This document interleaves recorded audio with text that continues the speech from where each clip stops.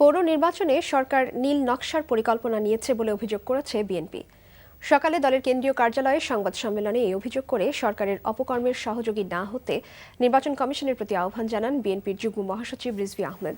নির্বাচন সামনে রেখে গণগ্রেপ্তারের মাধ্যমে সারা দেশে ভীতিকর পরিস্থিতি তৈরি করা হয়েছে বলেও অভিযোগ করেন তিনি। আটক নেতাকর্মীদের মুক্তির দাবি জানান তিনি। নির্বাচন কমিশনের নাকের ডগায় ক্ষমতাসীন দলের সংসদ সদস্যরা আচরণবিধি লঙ্ঘন করলেও কমিশন কার্যকর কোনো পদক্ষেপ নিতে পারেনি অভিযোগ করে সুষ্ঠু নির্বাচন নিয়ে সংশয় প্রকাশ করেন রিজভী।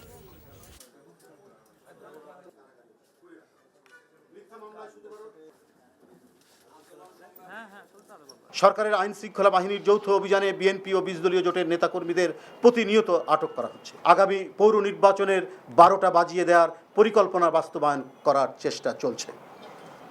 আর এগুলো ঘটছে নির্বাচন কমিশনের জ্ঞাতসারে। নির্বাচন কমিশনের উদ্দেশ্যে আহ্বান জানাতে চাই, আগামী পৌরসভা নির্বাচন নিয়ে সরকারের অশুভ কর্মের সঙ্গে গাঁট ছড়া বেঁধে নিজেদের আত্মা ও নীতিবোধকে কলঙ্কিত করবেন না। আর যদি ক্ষমতাসীন মহলের প্রদর্শিত পথ ধরেই হাঁটেন, তাহলে ইতিহাসে আপনারা ধান্দাবাজ বলেই অভিহিত হবেন।